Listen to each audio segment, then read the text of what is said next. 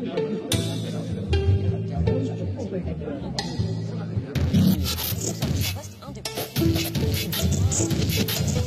sur le voile de Maya. Le bâtiment Schopenhauer-Nietzsche avec le voile de Maya, le statut d'individualisme, l'évolution. Enfin, c'était bien. Ouais. La surhumanité, Céline Denat, la surhumanité telle que Nietzsche l'entend, n'a rien à voir avec l'idée de race supérieure. Oui. Rien à voir. Rien à voir. C'est même un antidote. Exactement, et c'est une bonne chose peut-être de commencer par faire ce genre de rappel, rappel, tout simplement parce que c'est de fait l'un des contresens, me semble-t-il, encore actuellement, qu'on rencontre, ou l'un des préjugés, on va dire, qu'on rencontre en ce qui concerne la question du surhumain chez Nietzsche, alors qu'on rapproche évidemment des thèses nationales-socialistes, etc., de la question de la race supérieure, de la race aryenne, ce qui est tout à fait étrange, parce que quand on lit Nietzsche, on s'aperçoit que, premièrement, le concept même de race, en tout cas tel qu'il est pensé dans le cadre des thèses racistes, n'est pas un concept nietzschéen, tout simplement. Nietzsche pense éventuellement des différences entre les individus, entre des groupes humains, mais des différences qui ne sont ni essentielles, ni fixes, ni ultimement déterminées. Quant à l'idée d'une différence d'essence ou de nature entre des races, entre les races, c'est également quelque chose que Nietzsche refuse totalement.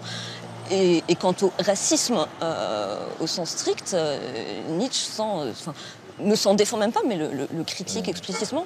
En même temps, venez avec moi, en même temps, il y a deux choses à rappeler pour expliquer cette espèce de confusion historique.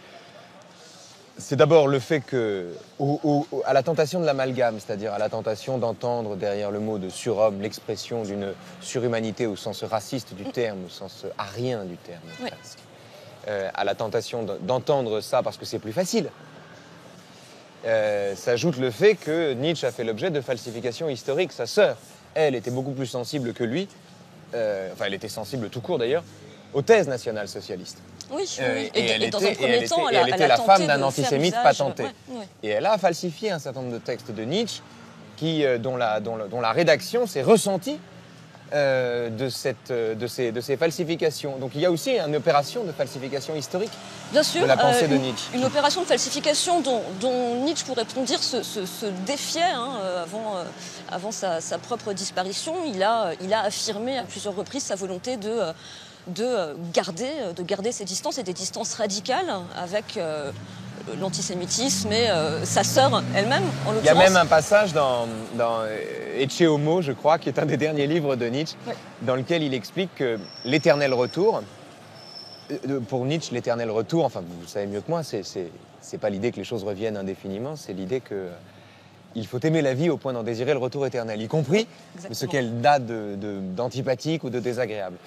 Et dans Ecce Homo, il dit non, la perspective de revoir ma mère et ma sœur est un argument insurmontable. Je ne peux pas vouloir l'éternel retour. Le contre-argument. Oui, c'est ça. L'idée de contre retrouver l'éternel retour pour Nietzsche. L'idée de s'apparenter avec cette canaille, l'empêcher de souhaiter pour lui-même l'éternel retour, l'empêcher d'aimer la vie au point d'en désirer le retour éternel. Alors que cet amour de l'existence, cette façon d'aimer la vie, est un critère pour le coup de surhumanité. Oui, effectivement, avec cette idée que vous avez rappelée à l'instant, d'aimer la vie dans toutes ses dimensions. Y compris celles qui déplaisent. Y compris les plus déplaisantes, les plus cruelles, vous dit parfois Nietzsche, les plus mauvaises, au sens usuel du terme, contre la tentation, effectivement, de réduire la vie à ce qu'elle a de simplement agréable, de plaisant, alors que le dépassement de soi, somme toute, que suppose la notion de surhumain, implique de faire l'épreuve, en quelque sorte, de la souffrance, de la douleur elle-même, éventuellement, par exemple. Il y a une idée de la souffrance chez Nietzsche, plus exactement. La vie n'a aucun sens, mais c'est pas une raison pour ne pas souffrir. Il y a une idée de la souffrance. La souffrance est une école de vie et une façon d'apprendre. Et il faut en passer par la souffrance, comme il faut inventer des musiques assez gaies pour ne pas chasser les idées noires chez Nietzsche. Ouais. Il dit ceci dans Zarathustra. Alors c'est intéressant parce que c'est dans Ainsi parlait Zarathustra que l'idée de surhomme revient le plus, qu'elle est le mieux thématisée. Et c'est là qu'elle est introduite aussi. Et introduite. Il dit « Je vous enseigne le surhumain. L'homme n'existe que pour être dépassé. Qu'avez-vous fait pour le dépasser ?» demande Zarathustra ensuite à ceux à qui il s'adresse. En quel sens, dit-il, l'homme n'existe que pour être dépassé? Parce que, là encore, ça c'est une phrase de Nietzsche, c'est pas de sa sœur. Et c'est quand même une phrase qui prête à caution. l'homme n'existe que pour être dépassé. Un nazi pourrait reprendre cette phrase à son compte en la comprenant de travers. Oui, le problème c'est qu'on la comprend, à mon sens, assez régulièrement de travers. Dire que l'humain n'existe que pour être dépassé, cela ne signifie pas qu'il faut annihiler l'humanité ou même une part de l'humanité. Nietzsche, en fait, ne pense pas l'humain en tant qu'idée universelle ou idée générale d'humanité. Comme genre. L'idée, c'est que tout individu humain, pourrait-on dire, enfin c'est une première lecture possible, tout individu humain devrait être porté à ce mouvement, disons, naturel. De se dépasser lui-même. De se dépasser lui-même, bien sûr. Oui. Donc l'idée, ça n'est pas de mettre fin à l'humanité en tant que telle, mais au contraire de porter en avant, de susciter, de renforcer le développement, en tout cas le dépassement de soi de tout individu. De sorte que la surhumanité désignerait davantage le fait pour un individu de se dépasser lui-même, c'est-à-dire d'aller plus loin que lui-même. Injonction, pour le coup, typiquement démocratique d'ailleurs. Dépassez-vous, prolongez-vous, allez plus loin que vous. Il faut peut-être pas non plus justement la tirer trop, de ce côté-là. Parce qu'il n'aimait pas la démocratie non plus. Parce que le dépassement de soi de tout individu, il n'est sans doute pas pas aux yeux de Nietzsche. Non, c'est pas la performance, et il est fort possible que le dépassement ne soit pas identique dans tous les cas individuels. En réalité, il se peut qu'en fonction de l'individu qu'on est, des conditions dans lesquelles on vit, on ait des manières de se dépasser et éventuellement des possibilités aussi de dépassement qui sont susceptibles de varier. Tout simplement parce qu'il n'y a pas chez Nietzsche justement d'idée d'une identité des individus humains les uns à l'égard des autres, tout simplement. Il y a une différenciation. Tellement de singularité chez Nietzsche. C'est le philosophe du singulier, de la différence. Il s'intéresse à ce qui nous distingue plus qu'à ce qui nous identifie l'un à l'autre, par exemple. Ceci n'est pas un épisode de Seinfeld. Et pourtant, il y a un Superman. Cela dit, dans les épisodes de Seinfeld, les Superman sont cachés.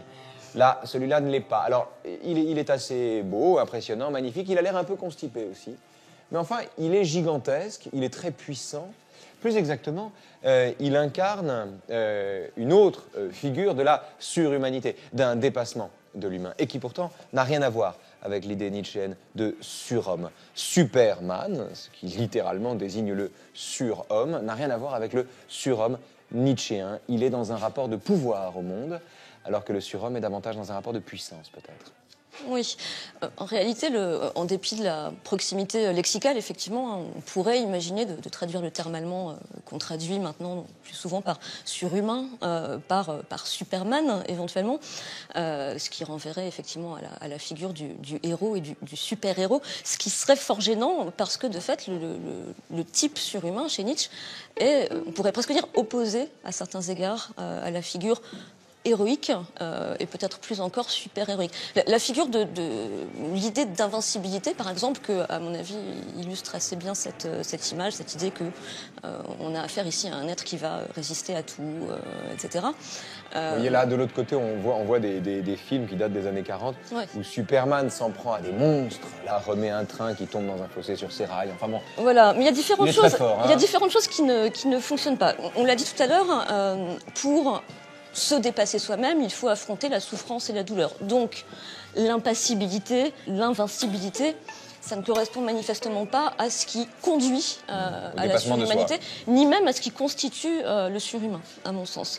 Par ailleurs, on est dans un contexte pour les figures de comics, et on le voit ici effectivement quand le super-héros combat le monstre, le méchant, disons, par excellence. On est dans un contexte d'opposition entre une figure du bien absolu, et la figure du mal, du monstrueux. Alors, distinction à laquelle Nietzsche non seulement est totalement étranger, mais dont il fait même la genèse. Il explique à quelle illusion correspond le fait de regarder le monde en noir et blanc, c'est-à-dire en bien et mal. Oui, ça correspond à une simplification du monde aux yeux de Nietzsche, et c'est intéressant. C'est-à-dire une falsification. Pour Nietzsche, simplification et falsification du monde. Et cette représentation est intéressante à mon avis parce que Nietzsche dit justement qu'à certains égards, le surhumain lui-même doit être monstrueux, c'est-à-dire justement ne pas chercher à falsifier, à simplifier le monde, en affronter les aspects les plus difficiles, etc. Donc cette idée d'une division et d'une exclusion entre bien et mal, entre figure héroïque et figure monstrueuse et mauvaise, ça serait littéralement l'opposé presque de ce que Nietzsche cherche à penser sous le nom de surhumain. Céline, je vous ai proposé tout à l'heure une distinction entre pouvoir et puissance. Oui. Potestas et potentia, pour parler le latin. Mais je crois que le latin est très utile ici pour comprendre cette différence.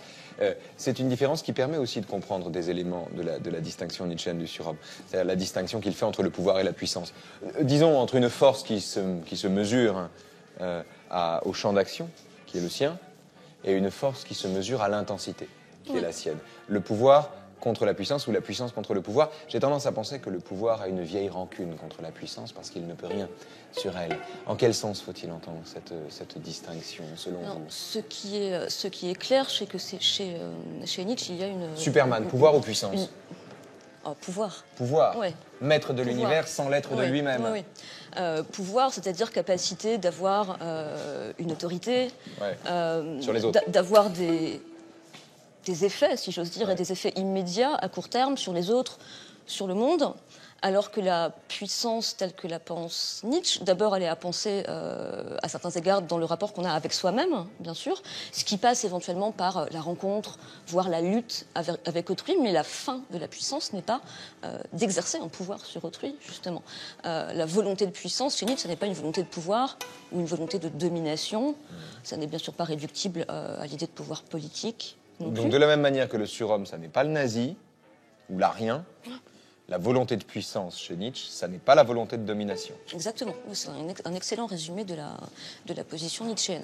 Et ce problème de l'exercice du pouvoir immédiat, à court terme, sur ce qui est proche, c'est encore une fois quelque chose qui ne correspond pas à la visée de puissance qui implique une ouverture en quelque sorte de la vision et une vision à long terme et à distance en quelque sorte. L'idée de puissance chez Nietzsche lui permet de dire par exemple qu'il lui est odieux de suivre autant que de guider.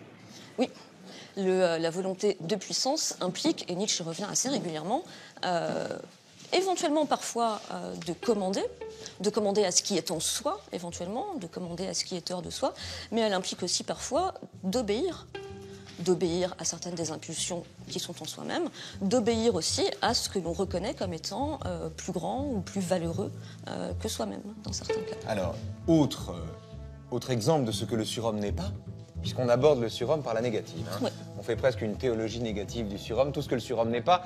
Le surhomme n'est pas Superman, le surhomme n'est pas non plus la ménagère de moins de 50 ans, en particulier la Supermarket Lady de Duane Hanson. Je trouve ça magnifique, cette sculpture magnifique. C'est une sculpture en polyester, en fibre de verre, dont l'effet de réel est d'abord signifié par le réalisme, les objets, l'objet de consommation mis en évidence, et par la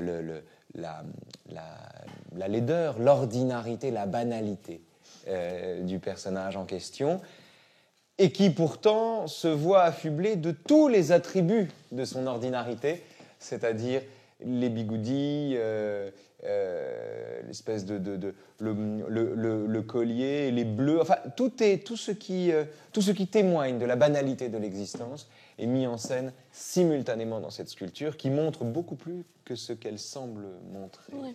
Et c'est la figure du dernier homme. Nietzsche dit ceci, il fait parler le dernier homme, et il dit « Nous avons inventé le bonheur. Ils auront abandonné les contrées où la vie est dure, car on a besoin de chaleur. On aimera encore son prochain, on se frottera contre lui, car il faut de la chaleur. La maladie, la méfiance leur paraîtront autant de péchés. On n'a qu'à prendre garde où l'on marche. Un peu de poison de temps à autre, cela donne des rêves agréables. On travaillera encore, car le travail distrait, mais on aura soin que cette distraction ne devienne jamais fatigante.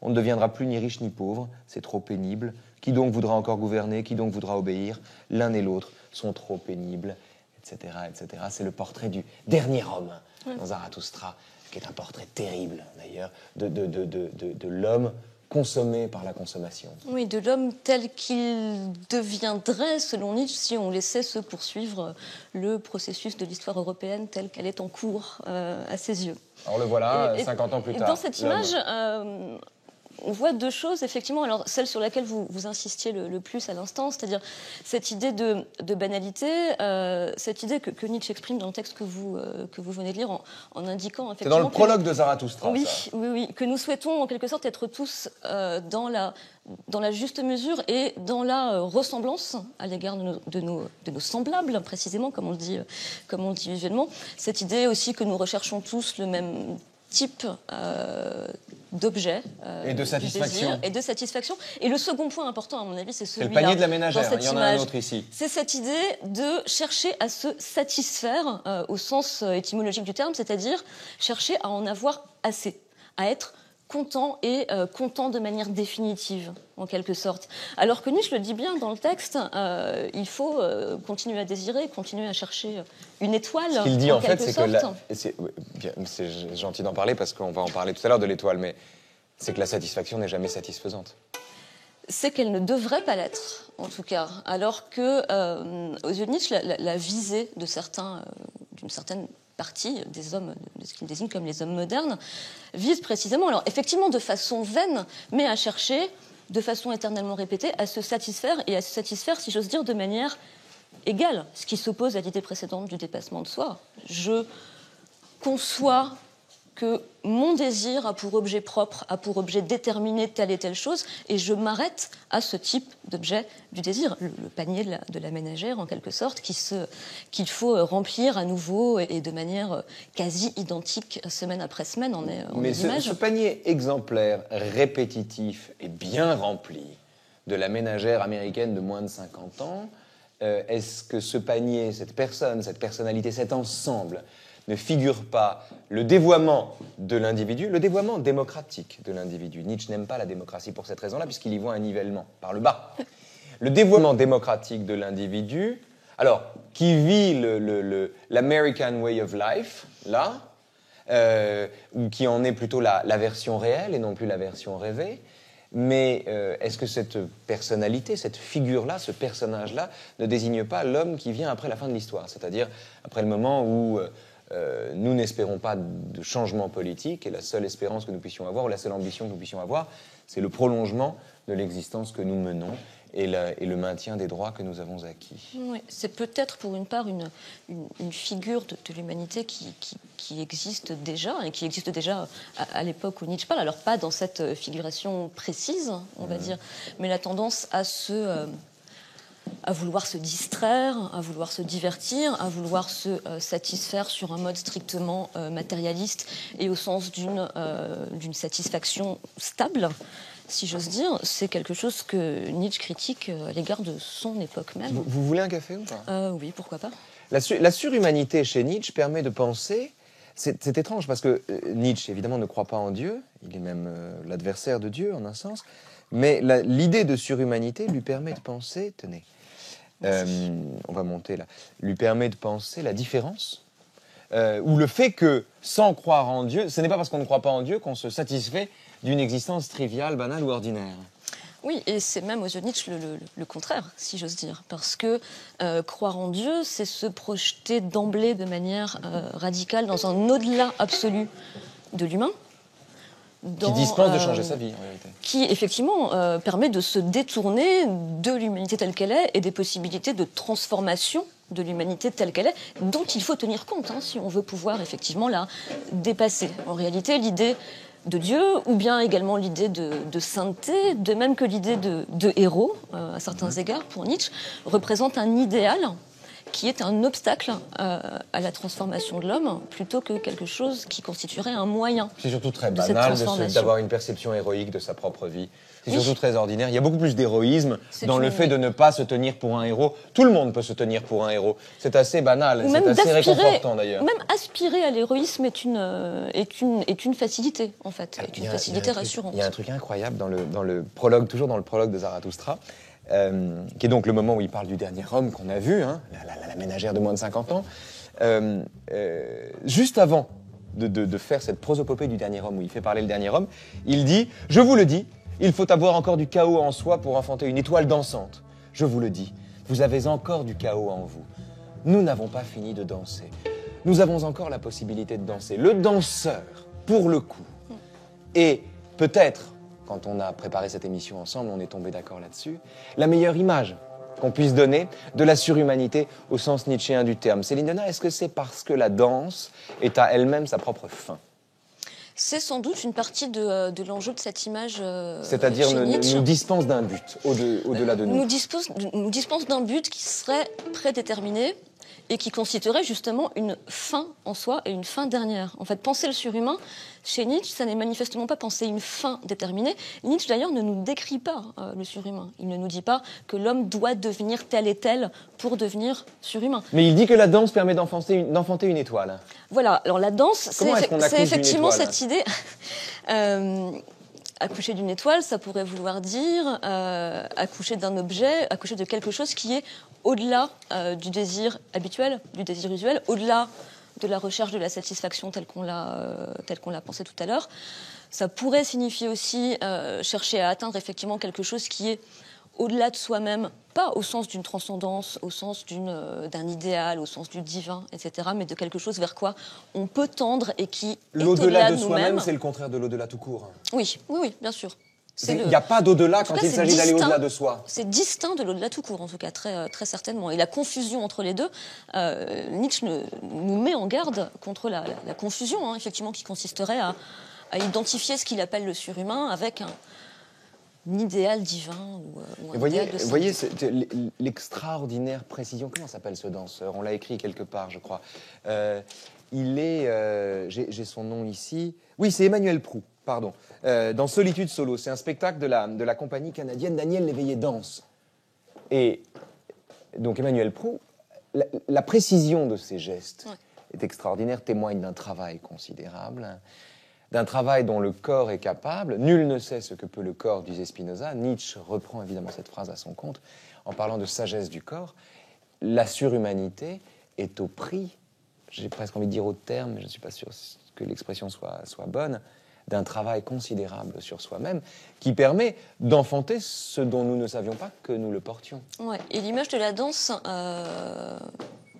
peut-être celle-ci en particulier, indique que la conquête de soi, le dépassement de soi, ne se fait pas non plus en l'absence de toute règle, ne se fait pas non plus en l'absence de toute norme, que c'est pas l'anarchie, se dépasser soi-même, devenir ou tendre vers le surhumain, ça n'est pas abandonner toute règle et se retrouver livré à l'arbitraire. C'est recréer une forme de classicisme, la formation et le dépassement de soi impliquent l'assimilation de règles, y compris de règles traditionnelles, anciennes, qui constituent en quelque sorte le cadre, la condition de possibilité même de dépassement de ces règles et de soi. C'est-à-dire, le danseur, dans un premier temps, on peut l'imaginer, a appris des pas, des règles, des positions extrêmement codifiées, a appris une chorégraphie, et ce sont ces conditions stables qui permettent à terme la légèreté et la grâce. Sans règles, sans codification, sans normes, la grâce et cette légèreté du danseur n'adviendrait pas. Il serait comme le commun des mortels que nous sommes, que je suis en tout cas. Pareil. Mais Céline, est-ce que on dit souvent de la philosophie, depuis Socrate, qu'elle est une maïeutique, qu'elle est un art de faire accoucher les autres de ce qu'ils portent en eux. Bon. Et que faire de la philosophie, notamment par le biais du dialogue, c'est se transformer en sage-femme. C'est faire accoucher l'autre de ce qu'il porte en lui, parfois même à son insu. La surhumanité reprend d'une certaine manière ce modèle de maïeutique, sauf que ce dont nous accouchons ici, c'est de l'étoile que nous portons en nous. Et c'est une maïeutique qui concerne non plus l'esprit, mais le corps.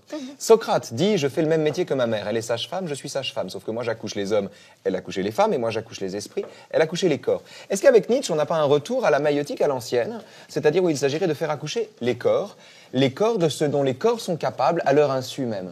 C'est une assez bonne idée, ce rapprochement. Je n'y avais pas pensé. J'y pense en vous écoutant. De fait, Nietzsche a assez souvent professé son admiration pour Socrate et a dit lui-même... Il n'aimait pas Platon, mais il aimait Socrate. Qu'il se battait contre Socrate justement parce qu'il se sentait proche de lui à certains égards. Donc effectivement, cette idée que la tâche du philosophe serait une manière de tâche maïeutique, de tâche d'accouchement, mais qui effectivement, dans un contexte platonicien, n'est pas une tâche spirituelle, puisque chez Nietzsche, il n'y a pas d'esprit distinct du corps ou d'esprit absolument séparé du corps, mais que l'homme est tout entier corps. Tout entier corps, oui. Du coup, effectivement, cette idée de dépassement de soi et d'accouchement d'un au-delà de soi qui passerait par la formation du corps au sens où l'entend Nietzsche, c'est-à-dire comme un ensemble de pulsions qui inclut, entre autres, à titre de phénomène de surface, la pensée. Ça peut être une assez bonne manière de présenter les choses, effectivement. Et la surhumanité. Et la surhumanité, éventuellement, oui, oui. Alors, peut-être En peu de mots. en conservant bien les limites, quand même, du rapprochement, c'est-à-dire, on est de fait chez Nietzsche plus du tout dans un contexte idéaliste, plus du tout dans un contexte où l'esprit jouerait encore un rôle principal, fondamental, mais à ces différences près, c'est un rapprochement qui peut être éclairant, en tout cas. Allez, on va dire spiritualisation du corps. Oui. Merci Céline. Merci à vous.